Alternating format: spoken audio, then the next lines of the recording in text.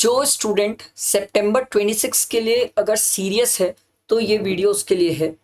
Otherwise आप इसको close करके चले जाओ, क्योंकि मैं आपसे इस वीडियो में जो पॉइंट्स डिस्कस करना चाहता हूं, मैंने एक एक पॉइंट लिख के रखे सर।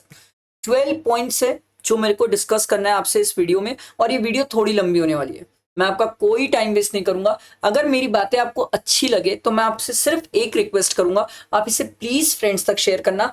मेरे पास ऑलरेडी 262 मैसेजेस है जहां स्टूडेंट मुझसे गाइडेंस मांग रहे हैं, और मुझे ऐसा लगा कि ऐसे बहुत सारे स्टूडेंट हैं जो व्हाट्सएप नहीं कर पाए हैं मुझे, या गाइडेंस में अभी तक नहीं आ पाए हैं, तो उन्हें मुझे गाइडेंस प्रोवाइड करने की जरूरत है। इसलिए मैंने बोला एक वीडियो बना के मैं लोगों को गाइड करता हूं। मेरी आप लोगों से बहुत रिक्वेस्ट है, प्लीज एंड तक सुनना, भगना मत बीच में। बहुत काम किए, एक एक बातें जो बोलने वाला हूं ना सर, ये बातें आपको बहुत सारे लोग अलग अलग वीडियो बना बना के बोलने वाले हैं। तो मैं बहुत सारी बातें यहां पर कवर करूंगा, और आज आपको बहुत अच्छी क्लैरिटी हो जाएगी कि हमें सितंबर के लिए कैसे चलना है। ठीक है, चाहे कोई स्टूडेंट ग्रुप 1 की तैयारी कर रहा हो, ग्रुप 2 की तैयारी कर रहा हो, बोथ ग्रुप की तैयारी कर रहा हो, कैसे भी कर रहा हो, उसके लिए ये वीडियो बहुत इंपॉर्टेंट है। चलो लेट स्टार्ट, टाइम वेस्ट नहीं करते सर। ठीक है, मैं आपको कंप्लीट गाइड करूंगा, स्टेप बाय स्टेप करूंगा, और ये तो मेरा वादा है सर। मैं पहले भी आपके साथ था, आज भी हूं और आगे भी रहूंगा सर। कोई रिप्लाई करे ना करे, वर्धमान सर करेंगे, ये मेरा वादा है। ठीक है, वादा है, एक एक स्टूडेंट से वादा है, चाहे आप कहीं से भी क्लासेस लियो। लेट स्टार्ट, एक एक बातें करना स्टार्ट करते हैं। सबसे पहले आता है सर सीए इंटर 2026 की कंप्लीट प्रिपरेशन स्ट्रैटेजी, कैसे हमें प्रिपेयर करना है। क्योंकि ये एक सबसे बड़ा डाउट हो गया स्टूडेंट का, वो अपने मार्क्स देख के यही नहीं डिसाइड कर पा रहा है कि सर मेरी स्ट्रैटेजी क्या होनी चाहिए प्रिपरेशन की।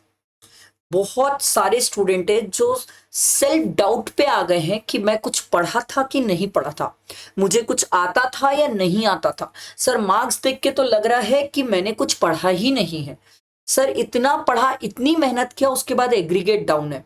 सर इतनी मेहनत, इतना कुछ करे, सर 30 से 40 के बीच में आ रहे मार्क्स। और ये पॉइंट्स मेरे नहीं है, ये सब पॉइंट्स मैंने सवेरे से स्टूडेंट से बातें कर करके ये पॉइंट्स नोट किए कि एक स्टूडेंट कहां कहां फंस रहा है।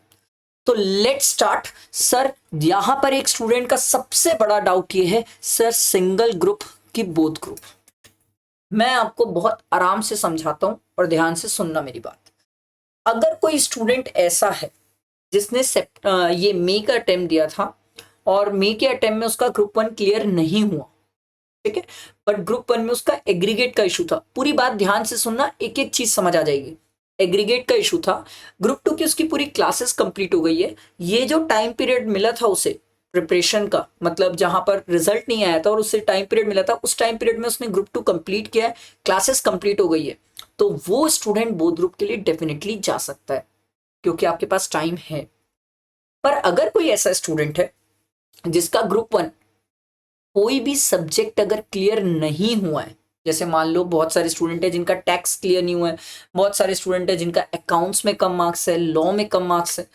कम मार्क्स मतलब सर 40 से बिलो, 30 से 40 के बीच में, ऐसे बहुत सारे स्टूडेंट है। ठीक है, और इनकी ग्रुप 2 की क्लासेस अभी चल रही है। आपको मैं एक चीज समझाता हूं, कोई स्टूडेंट, कोई टीचर या कोई भी अभी इस बारे में बात नहीं कर रहा है, but believe me this is one of the very important topic जिसको आप इग्नोर नहीं कर सकते।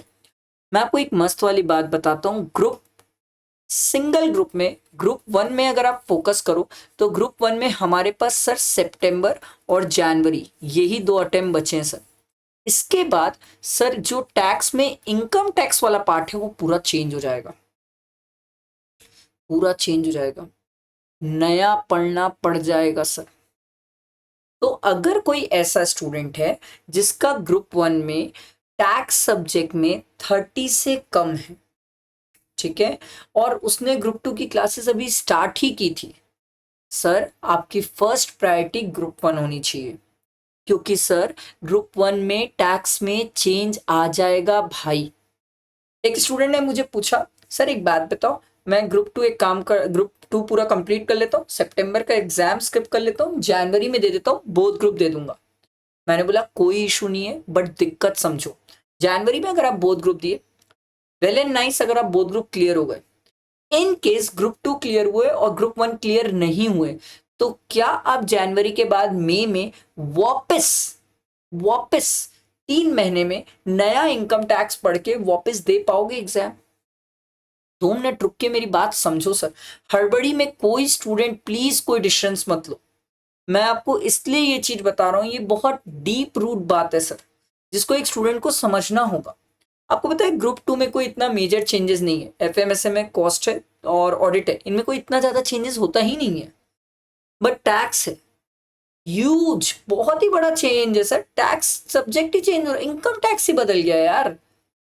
तो कितने एफर्ट्स लग जाएंगे आप सोच के देखो। तो मैं कभी भी, जितने स्टूडेंट मेरे जिनसे बात हो रही है और जिनसे आगे बात होगी, मैं हर स्टूडेंट को एक चीज बोलूंगा, भाई सितंबर और जनवरी में group 1 is the top priority thing.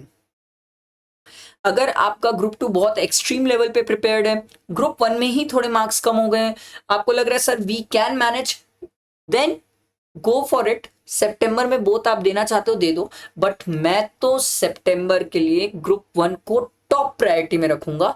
Reason ये है कि अगर सितंबर में थोड़ा भी ऊपर नीचे कुछ हुआ ग्रुप 1 को लेके, तो मेरे पास जनवरी अटेम्प्ट को का एक क्वेश्चन है, एक अटेम्प्ट का क्वेश्चन है मेरे पास। आप समझो, अगर मैं डायरेक्टली जनवरी में रिस्क लेता हूं तो बहुत ही बड़ा रिस्क हो जाएगा। प्लीज मेरी ये बात समझो, ये बात छोटी नहीं है।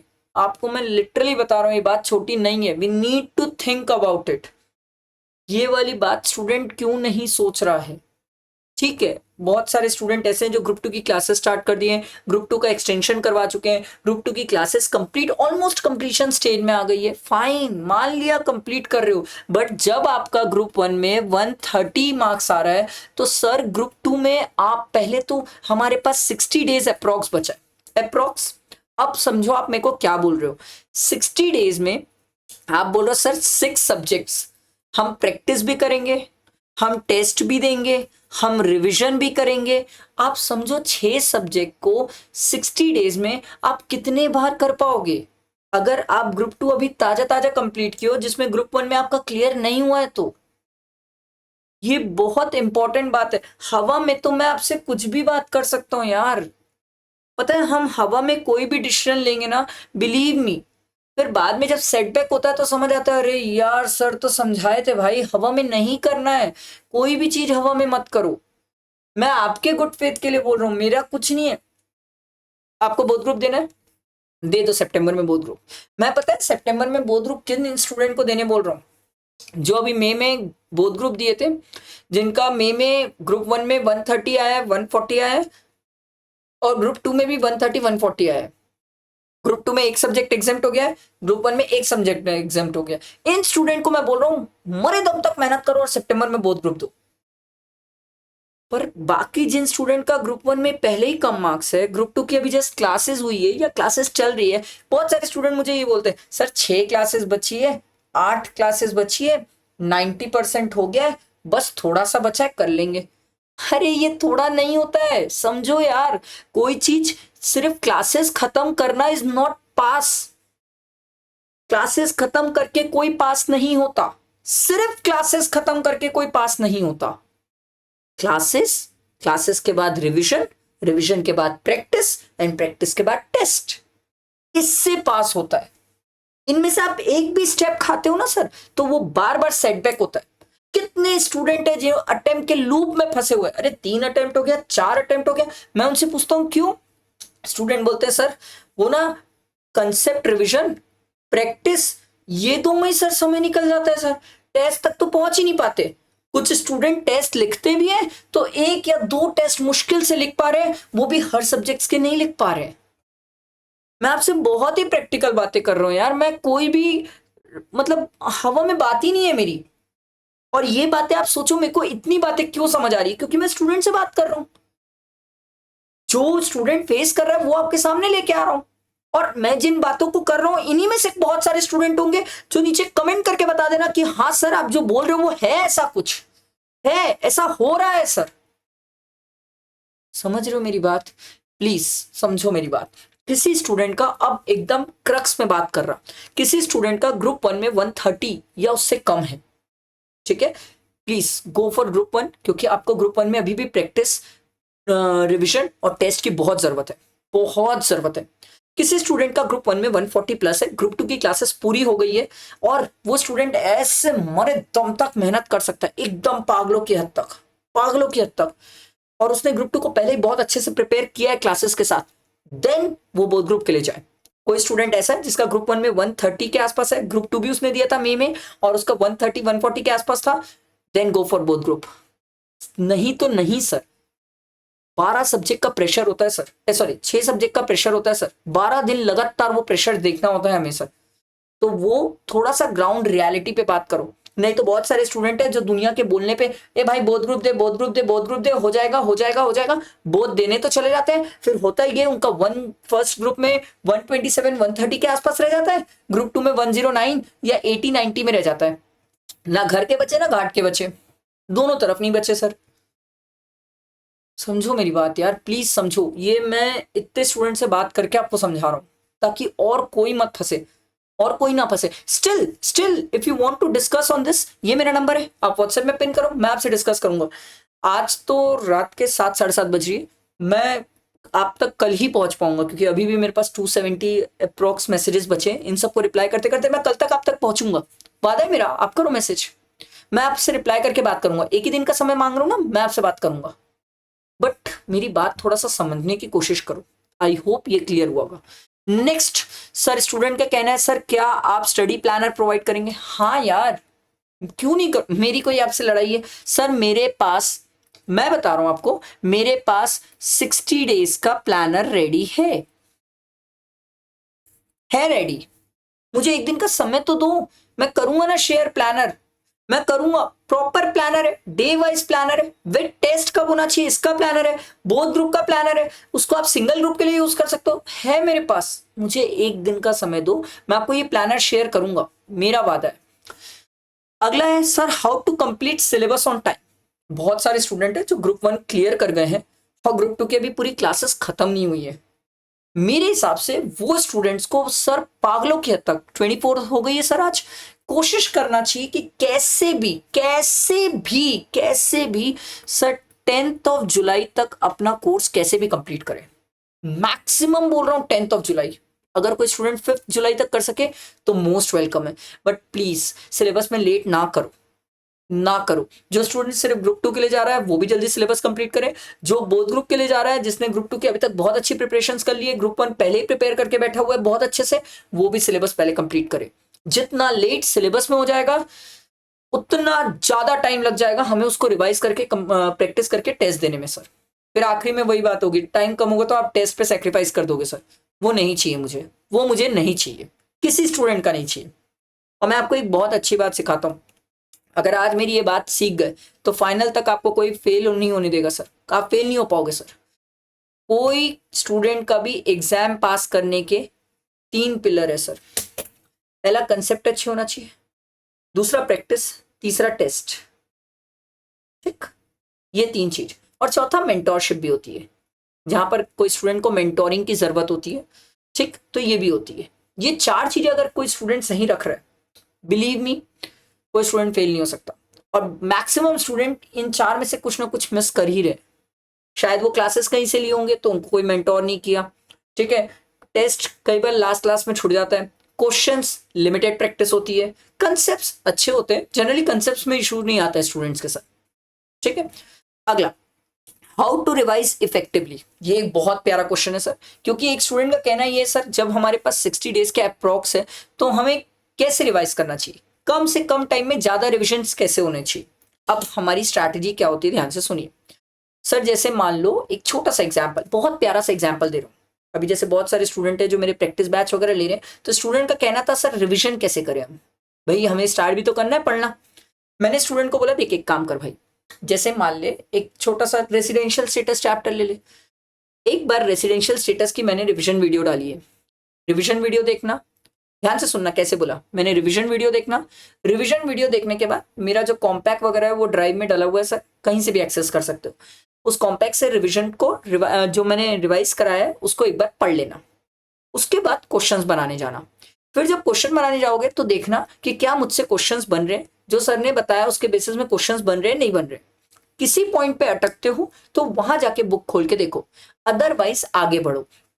कोई स्टूडेंट अभी इस टाइम पे कोई भी सब्जेक्ट को एकदम डीप थॉरो स्टडी करने जाएगा, वी डोंट हैव टाइम ना, वी डोंट हैव टाइम। सितंबर वालों के पास नहीं है, जनवरी वाले कोई भी कंसेप्ट को डीप में पढ़ सकते हैं, I have no issues. Revision is not a deep study. आप मेरी बात एक समझना चाहो तो समझो कि sir revision is not a deep study. किसी चीज की deep study is not revision. Revision मतलब सर हमने पढ़ा था, हमें थोड़ी सी चीजें वापस माइंड में ब्रशअप चाहिए ताकि वो वापस याद आ जाए, तो हम रिवाइज कर लेते हैं। रिवाइज के बाद प्रैक्टिस और टेस्ट में फोकस करेंगे सर। ये होता है स्ट्रैटेजी, ये सही स्ट्रैटेजी होती है सर। ठीक है, तो रिविजन कैसे करना है समझ आया। मैं आपको टैक्स का श्योर कर रहा हूं, मेरा इनकम टैक्स हो या जीएसटी हो, एक एक वीडियोस डली हुई है, मैराथन डले हुए हैं, आप वहां से आराम से देखो और देख के आगे प्रैक्टिस और टेस्ट में मेन फोकस करो, क्योंकि कंसेप्ट आपके अच्छे हैं, कंसेप्ट आपके अच्छे हैं। और जिनके थोड़े कंसेप्ट वीक है वो थोड़ा डिटेल में कंसेप्ट करेंगे। ठीक है, कंसेप्ट आपके अच्छे हैं ये मैं मान रहा हूं, क्योंकि कोई स्टूडेंट अगर एक अटेम्प्ट भी दिया होगा तो उसके कंसेप्ट तो हो गए होंगे, बट उसकी प्रैक्टिस और टेस्ट और आगे की चीज लैग हुई होगी। ठीक है, आगे बढ़ते हैं। बेस्ट अप्रोच फॉर टैक्स, क्योंकि मैं इतने देर से टैक्स को ही लेकर तो क्लियर कर रहा हूँ, हेल्प कर रहा हूँ स्टूडेंट की कि टैक्स में क्या दिक्कत है। मैंने बहुत स्टूडेंट से बात की, सब स्टूडेंट टैक्स में कहाँ फंस रहे हैं समझो। मैं दो कैटेगरी के स्टूडेंट को बहुत देखा हूं, दो ही कैटेगरी में सबसे ज्यादा है सर। एक 40 से 50 वाले स्टूडेंट जिनका एग्रीगेट का इशू आया है ग्रुप 1 में, ठीक है, और एक है 30 से 40 वाले स्टूडेंट जिनका सर आया है 130 से 140 की रेंज में मार्क्स। ठीक है, और जो स्टूडेंट इससे नीचे गया मार्क्स में टैक्स में, मतलब 20 से 30, अब ध्यान से सुनो, ये तीन रेंज के स्टूडेंट से सबसे ज्यादा मेरी बातचीत हो रही है, ये मुझे बता रहे हैं दिक्कतें कहाँ आ रही है। अब मेरी बात ध्यान से सुनते जाना आराम से, क्योंकि अगर आप ध्यान से सुनोगे तो इसी कोई रेंज में आप हो। सर 40 से 50 वाले स्टूडेंट वो हैं जिनका सर मार्क्स तो आ गया टैक्स में 43, 45, 47 आया, पर सर ऑल टुगेदर एग्रीगेट रुक गया, 150 नहीं हो पाया, जिसके कारण क्लियर नहीं हुआ। ये स्टूडेंट पहला पूछ रहा है मुझसे मैं क्या करूं सर। देखो, जो स्टूडेंट 40 प्लस पहुंचा है, मतलब ये तो नहीं है कि टैक्स के उसे कंसेप्ट ही नहीं आते हैं। मैंने इन स्टूडेंट से पूछा सर आपने प्रैक्टिस किया था, बोले हाँ सर हमने आपके क्वेश्चन बैंक से भी बहुत प्रैक्टिस की थी, सब चीज किया। मैंने इन स्टूडेंट से पूछा आप फुल टेस्ट लिखे, बोले हाँ सर एक फुल टेस्ट लिखा था, बस एक मैक्सिमम 2 लिख पाया, वो भी इंस्टीट्यूट की एमटीपी थी। मैं बोला नहीं यार ऐसे नहीं होता है, ये सही नहीं है, ये सही नहीं है, ये बिल्कुल भी सही नहीं है। ये वाले जो स्टूडेंट है, अगर आपके कंसेप्ट हो गए हैं, प्रैक्टिस अच्छी हो गई है, तो आप क्या करो, एक बार दोबारा प्रैक्टिस करके ज्यादा से ज्यादा फुल टेस्ट दो। अच्छा, अब एक स्टूडेंट मुझसे पूछता है सर फुल टेस्ट जो हम देने जा रहे हैं, तो जितने भी मार्केट में टेस्ट मिलते हैं सर वो तो वही आरटीपी एमटीपी कवर कर लेते हैं, वही क्वेश्चंस तो रहते हैं सर, देख देख के याद हो गए। मैं बोला ओके, आप एक काम करो, आपको अगर लगता तो मेरी टेस्ट सीरीज एनरोल कर लो जिसमें पूरे नए क्वेश्चंस है, कोई आरटीपी एमटीपी के क्वेश्चंस में नहीं देता। और टेस्ट सीरीज की लिंक वगैरह वेबसाइट की लिंक मैं नीचे डिस्क्रिप्शन में प्रोवाइड कर दूंगा। मैं कोई आपको आरटीपी एमटीपी के क्वेश्चन ही नहीं दूंगा, नए क्वेश्चन दूंगा। लेट्स सी आप नए क्वेश्चन में दिमाग कैसे लगाते हो, क्योंकि एग्जाम में तो नया ही चाह रहा है, एग्जाम में कुछ पुराना आ ही नहीं रहा है। आरटीपी एमटीपी तो इन लोग रिपीट करना ही भूल गए सर, पूछ ही नहीं रहे सर। ठीक, जो स्टूडेंट 30 से 40 वाले हैं, ठीक है, ये स्टूडेंट थोड़ा सा प्रैक्टिस की कमी की है सर, ये स्टूडेंट थोड़ी सी प्रैक्टिस की कमी है sir. I am not saying कि इन्होंने प्रैक्टिस ही नहीं की थी, की है। मैं जैसे 30 से 40 वाले जो स्टूडेंट है, इनसे जब मैं बात कर रहा हूँ कि तुम सिर्फ क्या प्रैक्टिस कर रहे हो, तो बहुत सारे स्टूडेंट है ये बोलते सर हम स्टडी मैट प्रैक्टिस करके छोड़ दिए हैं और नहीं किए। बोले नहीं नहीं बस इतना ही किए सर ना, आपको प्रैक्टिस बहुत करना है। आप प्रैक्टिस आराम से, मैंने क्वेश्चन बैंक ऑलरेडी शेयर किए ड्राइव में, वहां से कर लो। ठीक है, किसी को लग रहा है नहीं सर वो ना खुद से बैठ बैठ के पढ़ के ना प्रैक्टिस करके कुछ जा नहीं रहा है सर, और हर बार हम खुद से ही प्रैक्टिस कर रहे हैं, कोई रिजल्ट भी नहीं आ रहा है सर, तो आ जाओ फिर मेरे प्रैक्टिस बैच में मेरे साथ आ जाओ सर, और वहां आके प्रैक्टिस करो साथ में। But you need to practice a lot. और हर स्टूडेंट को पता है जो मुझसे क्लासेस लिए नहीं लिए कि वर्धमान सर एक्सट्रीम लेवल पे प्रैक्टिस कराते हैं। मेरा क्वेश्चन बैंक जाके देख लो कितने क्वेश्चन है सर, 1000 प्लस क्वेश्चन प्रैक्टिस, वो करो। अब जो स्टूडेंट, हाँ ये वाले स्टूडेंट प्रैक्टिस करने के बाद टेस्ट देना नहीं भूलेंगे ना भैया, प्रैक्टिस है इसके बाद टेस्ट भी है, टेस्ट देना है सर। एंड फोर्सिंग की ये चीज आप मेरे से ही करो, मैं बोल रहा हूँ कहीं से भी करो, मुझे कोई दिक्कत नहीं है। प्रैक्टिस एंड टेस्ट, इस पे कोई कॉम्प्रोमाइज नहीं होना चाहिए। टेस्ट नए क्वेश्चंस होना चाहिए, टेस्ट में आरटीपी एमटीपी और पीवाईक्यूज रिपीटेड नहीं होना चाहिए, क्योंकि वो आपको प्रैक्टिस करते टाइम याद हो गए हैं सर। इसलिए मैंने इस बार नया ही किया है सर कि प्रैक्टिस आप मेरे साथ आरटीपी एमटीपी पीवाईक्यूज करो, कुछ अलग से और क्वेश्चंस करो, और लेट्स सी कि आप टेस्ट में क्या कर पा रहे हो नए क्वेश्चन से। ये मेरी स्ट्रैटेजी है, इसलिए ये मैंने ऐसा इस बार स्टूडेंट्स के लिए स्पेशली किया है सर, ठीक है। और ये सब के लिंक वेबसाइट पे मिल जाए, वेबसाइट के लिंक मैं नीचे डिस्क्रिप्शन में दे दूंगा, वहां से आप एक्सेस कर सकते हो। अब जो स्टूडेंट 20 से 30 के बीच में टैक्स में, ओ भाई साहब, अब ये वाले स्टूडेंट से मैं पूछता हूँ कि 20 से 30 के बीच में क्यों टैक्स में, तो इसका कहना ये था सर मैं तो जीएसटी पढ़ के गया था, उसी में 25 आ गया। बोले डीटी, बोले नहीं सर समझ ही नहीं आ रहा था, छोड़ दिया। अब मैं इस स्टूडेंट से पूछता हूँ, कई स्टूडेंट बोलते हैं सर डीटी बस पढ़ के गया, जीएसटी छोड़ दिया। तो ये कैसे हो सकता है? मैं आपको एक टैक्स से रिलेटेड बहुत बड़ा मिथ है मार्केट में, जो मैं आपको क्लियर कर देता हूं। अगर कोई स्टूडेंट, बात सुनना, अगर कोई स्टूडेंट सिर्फ इनकम टैक्स और सिर्फ जीएसटी पढ़ के जा रहा है, सिर्फ, और वही करके आएगा एग्जाम में, पास होने के चांसेस 99% नहीं है। 1% तो भगवान किस्मत भी कुछ भी हो सकता है, नहीं है। आपको दोनों करना होगा, और आप एक को स्ट्रॉन्ग रखो, एक को मिड रखो, मुझे चलेगा, अरे करो तो सही दोनों। स्टूडेंट बोलते हैं मैं जीएसटी पूरा पढ़ लेता हूं, इनकम टैक्स नहीं पढ़ूंगा, ये कैसे हो सकता है सर? ऐसे नहीं होगा पास सर। आप समझो, मैं बोल रहा हूं आप जीएसटी में 50 मार्क्स का जीएसटी ना, आप इसमें सर 30 से लेके 45 के बीच में टारगेट कर लो, और इनकम टैक्स में 20-25 तो लाओ। आप तो एकदम ही हाथ ही खड़ा कर दियो कि नहीं करेंगे इनकम टैक्स, ऐसे क्यों? और जो इनकम टैक्स से प्यार है वो बोलते हैं जीएसटी नहीं करेंगे, ये ऐसा क्यों भाई? ये नहीं करना है। ये वाले स्टूडेंट को तो एक पार्ट बहुत स्ट्रॉन्ग करने की जरूरत है, और जिन्होंने दोनों पार्ट किया है और दोनों पार्ट करने के बाद भी यही आ रहा है, तो भाई साहब आपकी प्रैक्टिस वो क्वालिटी की नहीं हुई है। आप जो खुद सेल्फ प्रैक्टिस कियोगे उसमें उतनी अच्छी क्लैरिटी नहीं है सर। तो प्रैक्टिस, प्रैक्टिस खुद से करना है खुद से करो, टेस्ट खुद से देना है खुद से दो, नहीं तो मेरे साथ आओ, मेरी प्रैक्टिस बैच और टेस्ट में दो सर, मेरे साथ दो, फिर देना होगा। और ये सभी को करना होगा, आप खुद करना है खुद करो, मेरे को कोई दिक्कत नहीं, बट इन चीजों पे कोई कॉम्प्रोमाइज नहीं होना चाहिए किसी भी स्टूडेंट का, ठीक। कितने घंटे रोज पढ़ें? ओ भाई, आवर्स नहीं पढ़ते हैं हम, टारगेट पढ़ते हैं हम, टारगेट। चाहे वो टारगेट 12 घंटे में हो, 3 घंटे में हो, या 16 घंटे में हो, आवर बेस्ड ना, टारगेट। ये टारगेट है आज का मेरा, और इस टारगेट से मैं खत्म किए बिना यहां से नहीं उठूंगा। बात समझ आई? Target based study. फिर भी अगर कोई स्टूडेंट मुझसे पूछेगा कि सर स्टार्टिंग में कितना पढ़ना चाहिए, तो मैं आपको ये बता देता हूं सर, 8 to 10 आवर्स तो अभी स्टार्ट पढ़ना ही चाहिए सर। बहुत नहीं है, नहीं, 2 ही महीना बचा एग्जाम को, 8 to 10 आवर्स पढ़ना ही चाहिए। धीरे से ये 12 to 14 तक जाना चाहिए सर।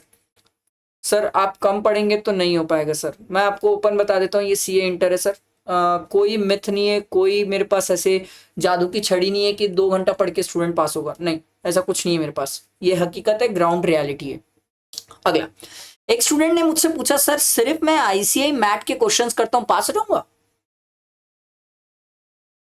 सिर्फ स्टडी मटेरियल के क्वेश्चन से नहीं होगा भैया। आरटीपी, एमटीपी, पीवाईक्यू सर ये करने से हो जाएगा? मैं आपको बोल रहा हूं सर, इसको करके आपका दिमाग ओपन होता है, किस टाइप से कोई ट्रांजैक्शन को अप्लाई करना है वैसा सीखते हो। अरे मेरे भाया, आजकल सेम क्वेश्चन नहीं आ रहा, सेम सेम सेम आएगा तो पूरा स्टूडेंट ना आजकल इन सब को कर करके रट के बैठ गया है। इसीलिए आईसीआई एआई बेस्ड क्वेश्चन बना रहा है, इसीलिए मैंने टेस्ट सीरीज में अलग ही लेवल के क्वेश्चन रखे। नया है, करो नया, देखो तो सही कितना दिमाग चलता है। पर सिर्फ आईसीआई मटेरियल से तो नहीं होगा, सिर्फ आईसीआई मटेरियल से तो मुश्किल है सर। आप ICI material, RTP, MTP, PYQs करोगे तो मैं ये बोल सकता हूं कि टैक्सेशन सब्जेक्ट में अच्छे मार्क्स तक जा सकते हो, जा सकते हो सर, बट करना होगा, छोड़ना नहीं है सर, ठीक। अगला, mock test and writing practice strategy. एक स्टूडेंट मेरे को बोला सर आपके प्रैक्टिस बैच में बहुत क्वेश्चन है। मैंने बोला हाँ बहुत क्वेश्चन है सर, हर एक क्वेश्चन लिखूं? नहीं नहीं नहीं, मैं पूरे क्वेश्चंस क्लासेस में लिखाता हूं। आप चाहो तो सर आराम से एलसी में भी निकाल सकते हो, जो क्वेश्चन आपको लगे कि हाँ सर थोड़ा लेवल है, बड़ा क्वेश्चन है तो हमें लिखना चाहिए, तब लिखो। आपको लग रहा है कि नहीं सर बहुत छोटा क्वेश्चन है, कैलसी में ही निकल जा रहा है सर, तो वहां कैलसी से कर सकते हो। इससे आपका कई जगह टाइम सेव भी होगा और कई जगह आप लिखना भी सीखोगे, दोनों चीजें। क्योंकि मैं तो आपको क्लास में बैठा के पूरे क्वेश्चंस लिखा के सॉल्व कराता हूँ, ठीक है। मॉक टेस्ट देना ही है। अगर कोई स्टूडेंट को 100% पास रिजल्ट चाहिए तो हर सब्जेक्ट का कम से कम 3 मॉक टेस्ट देना चाहिए। पहला, समझ ही नहीं आता क्या लिखे। दूसरा, लिखना चालू करते हैं बट याद नहीं आता क्या लिखना है।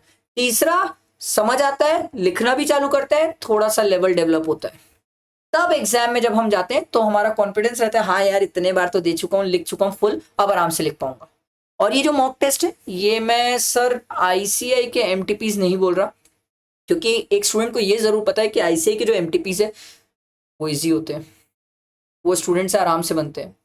तो इसी के लिए मैंने अलग से टेस्ट सीरीज रखी है ताकि स्टूडेंट वो टेस्ट सीरीज से प्रैक्टिस कर सकता है, ठीक है। उसकी लिंक वगैरह वेबसाइट की लिंक डिस्क्रिप्शन में मिल जाएगी। अगला कॉमन मिस्टेक जो सीएनटेस्ट स्टूडेंट बना कर ही रहे हैं सर बिफोर एग्जाम्स। अब क्या मिस्टेक्स है? सबसे पहली मिस्टेक जो है कि सर वो पढ़ाई तो करना स्टार्ट करते हैं but without any planning. Sir fail हो गए, नहीं हो पा रहा है, अब पढ़ेंगे, अब एकदम बिना कोई प्लानिंग के। नो, ये गलत है। आप प्लान करके पढ़ो, मुझे कौन से सब्जेक्ट को कितने बार खत्म करना है, कितने टेस्ट देना है और उस शेड्यूल में उस चीज को कंप्लीट करना है। ये बहुत बहुत ऐसी बड़ी गलतियां हैं। बहुत सारे स्टूडेंट, पता है मैं बातचीत किया, मैंने उनसे पूछा यार केस सिनेरियोज देखे थे? सर एमसीक्यू और केस सिनेरियो नहीं बनते। मैं बोला भाई सुन, मैं केस सिनेरियो में जीएसटी के 50 केस सिनेरियोज और इनकम टैक्स के 30 केस सिनेरियो डाला था, देखा? बोले वो कहाँ थे सर? मैं बोला वाओ, आप देख के ही नहीं गए, एक बार भी देखे ही नहीं कि कैसे सॉल्व होता है, और फिर आप ये बोल रहे हो कि वहां जाके ऑल ऑफ द सडन बन जाएगा। नहीं होगा। पता है इस बार का जीएसटी का पेपर अमेंडमेंट बेस्ड था, तो जो स्टूडेंट मेरे अमेंडमेंट के लेक्चर देखा उसे लगा मक्खन है सर, यही सब तो एग्जाम्पल दिए थे। और जो स्टूडेंट देखा ही नहीं उसे लगा है ये क्या था भाई, ये कब आया, कहाँ से आया? तो ये सब कॉमन मिस्टेक्स है, इसको मैं और भी इलेबोरेट करूंगा, टाइम टू टाइम आपके साथ इलेबोरेट करते रहूंगा मैं। How to stay consistent and avoiding backlog, ये तो बड़ी चीज है सर कि कंसिस्टेंट कैसे रहे। देखो आपको पता है सबसे बड़ी चीज क्या होती है? डिफिकल्टी कंसिस्टेंट रहना, सभी के साथ है। और कंसिस्टेंट मतलब ये नहीं होता कि रोज का 8 घंटा जो पढ़ रहा है वही कंसिस्टेंट है। हो सकता है किसी स्टूडेंट का किसी दिन 12 घंटे हो, किसी दिन उसका सर 6 घंटे हो। इंपॉर्टेंट ये रोज करना। बहुत सारे लोग ऐसे होते हैं सर, एक दिन बहुत जोश से पढ़ लेते हैं, अगले दिन वो पढ़ ही नहीं रहे, खत्म, छोड़ दी उस दिन पढ़ाई। एक बात कसम खा लो, एग्जाम तक चाहे संडे आए, मंडे आए, अपना बर्थडे आए, गर्लफ्रेंड का बर्थडे आए, उसके एक्स का बर्थडे, कुत्ते का बर्थडे, किसी का भी बर्थडे आए, पढ़ाई नहीं छोड़ूंगा, उस दिन भी पढ़ूंगा मैं। कंसिस्टेंट उसको बोलता हूं मैं, कंसिस्टेंसी उसको बोलता हूं मैं, कंसिस्टेंसी। और बैकलॉग्स नहीं क्रिएट करना है। अरे यार चलना आज मन नहीं कर रहा है भाई, ये टॉपिक कल देख लूंगा, नहीं नहीं, नो नो, कल कभी नहीं आया। मैं नहीं, गणपति बप्पा बोल के गए, कल कभी नहीं आया है। जो है आज है, अभी है, इसी वक्त है, कल कुछ नहीं है, ठीक। और जो स्टूडेंट लेट स्टार्ट करे सितंबर 26 के लिए, आई प्रॉमिस इन्हें भी मैं थोड़ा सा जरूर बताऊंगा। इन्हें मैं ये बताऊंगा, अभी तो फिलहाल ये बताऊंगा कि सितंबर 26 मेरे पास कई स्टूडेंट आ रहे थे सर कि हमारा फर्स्ट अटेम्प्ट है, सितंबर 26 हमें क्या करना चाहिए, हमारी तो जस्ट अभी क्लासेस कंप्लीट हुई है, हमें किस तरीके से चलना चाहिए। अगर कोई सितंबर 26 का स्टूडेंट है और जस्ट अभी क्लासेस खत्म हुई है तो आप लोगों को तो 2 महीने के लिए कमरे के अंदर बंद हो जाना चाहिए, निकलना भी नहीं बाहर, बाहर देखना तक नहीं क्या हो रहा है, ऐसे अंदर घुस जाओ। और बहुत अच्छे प्लानर मैं आपको शेयर करूंगा, 60 डेज का प्लानर, उसको लो और घुस जाओ और पढ़ते रहो। नो बैकलॉग्स, 100% कंसिस्टेंसी, 100% इफिशिएंसी, और क्या बोलते हैं स्टडी टाइम आवर्स नहीं, टारगेट बेस पढ़ेंगे सर, सब सब सब। आई बात समझ? आई होप मैंने ये वीडियो थोड़ी लंबी हुई but very helpful for student. और सर इसके अलावा अगर और भी लगता है आपको मुझसे कुछ डिस्कस करने की ज़रूरत, वेरी फील फ्री। एक स्टूडेंट ने मुझे मैसेज करके पूछा सर आप जो गाइड करोगे पैसा लोगे? मैं बोला नहीं मेरे भाया, क्यों पैसा लूँगा। तो पैसा ऐसा नहीं है सर, आप मुझे मैसेज कर सकते हो, मैं आपको ज़रूर गाइड करूँगा, मुझे ऐसा कोई दिक्कत नहीं है। आप मुझे पिन कर सकते हो व्हाट्सएप में, थोड़ा पेशेंस रखना, रिप्लाई ज़रूर आएगा सर, ठीक है, सभी को आता है, आज तक आया है, अभी भी आएगा सर, ठीक। तो मेरी बात समझ आई हो, इतनी चीज़ें समझाया हूँ, ज़रूर लाइक करना अगर मेरी बातें अच्छी लगी हो, और नीचे कमेंट करके ज़रूर बताना कि वाकई में सर जो आपने इतनी बातें बोली है, समझाई है, it's the ground level reality, इतना लेवल पे रियलिटी से कोई बात नहीं करता। एंड फ्रेंड्स को शेयर करो यार, ये बहुत काम की चीज़ है सर, ठीक है, चलो, थैंक यू।